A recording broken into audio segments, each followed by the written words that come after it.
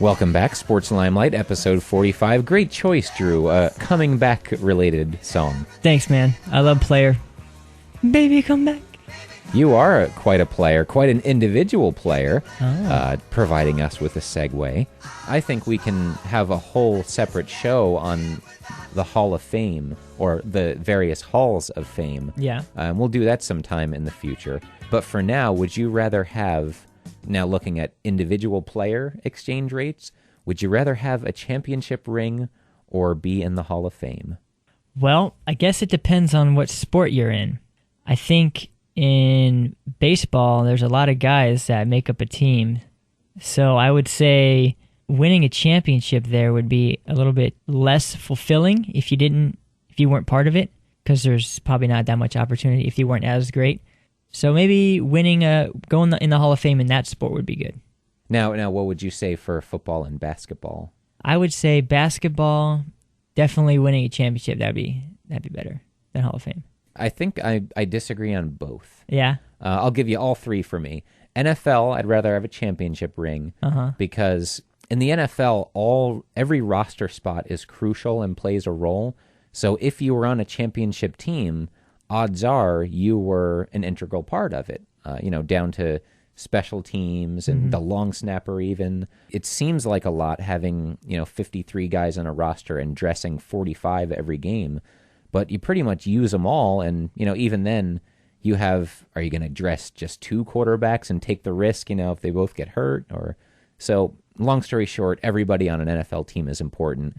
Baseball is close to that, 25 guys on a roster, even down to your, mop-up relief pitcher.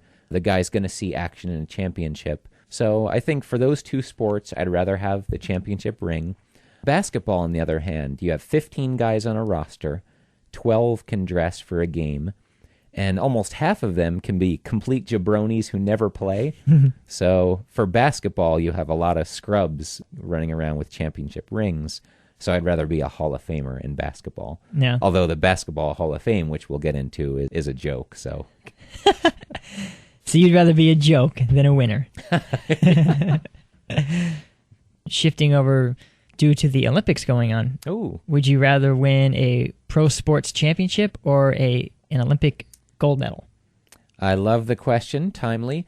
I'll go with the pro sports championship because I think the memorability is there more. A little bit, at least for hardcore fans of the sport. I know I'm not typical, but, my ability to name all the Super Bowl winners. Compared to the Olympics, quick, Drew, who was on the 2004 U.S. basketball team and how did they do? Yeah. Kobe Bryant. Probably. I think that's safe to say, yeah. Well, I think as a fan of the sport, it's probably more satisfying to watch your specific team win. But I think as an individual athlete representing their own country, I think a gold medal would probably be more satisfying. I like that. You looked at it from the perspective of the player instead of the fan. Yeah. And also in swimming, they don't really have a swimming league where people just go up and race for 162 games as a year or whatever. But people, that's what they do for a living, is train for the Olympics to win a gold medal. Yeah, track and field too. People probably care a little bit more about track and field in non-Olympic times, but still, you don't hear about them very much other than these 2 weeks every 4 years. Speaking of Olympics, Michael Phelps just won his 19th medal overall, making him the most decorated Olympian ever. Don't Bill, see that. We are in the presence of greatness. Once again, I've said it before and I'll say it again. You have. This era is producing dominant individual athletes. I can proudly say that I have been alive to watch Michael Jordan, Tiger Woods, Roger Federer, Michael Phelps. And Eli Manning. Let's not go that far, Bill. Derek Jeter, I'll give you that. I'll give you Derek Jeter and maybe Albert Pujols, depending on how he goes from here on out. Yeah. But hey, I think it's awesome. And as we're running out of time here, I'll give you one more exchange, Drew. Would you rather watch all 82 games of every NBA team or bludgeon yourself unconscious with heavy mining equipment? Oh, Bill, you fan of the NBA, you. Is it that obvious? Give me the NBA League Pass. You can have that mine accident. And one last thing, Ichiro Suzuki traded to the Yankees last week. He's not the Ichiro of 5 years ago, that's for sure, but the Mariners would have never traded him 5 years ago, so this is the Ichiro you get, 38 years old, just okay. Hopefully he's got a little bit left for these last 3 months of this season and can help the Yankees in the playoffs. If they make it. Yeah, not a guarantee. They do have, a 7.5 game lead suddenly in the AL East. Yeah. So. It's funny as I was looking at the standings, and have you ever noticed that playoff odd percentage? Like the percentage they have of making the playoffs? I love those.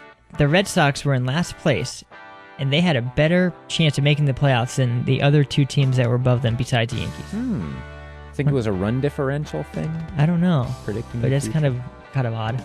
Interesting. They just love the Red Sox. Maybe that's it. Red Stats Sox are biased. Sports Limelight, episode 45. It's been a pleasure, Drew, especially over these last few weeks. The kind of more timeless topics we've had. You always pick great questions to ask me and great topics for us to talk about, so I wanted to thank you for that. Oh, well, Bill, it's my pleasure. I enjoy providing you questions, and I enjoy listening to your responses. Sports Limelight, episode 45. Thank you, as always, for listening, and we'll talk to you again soon.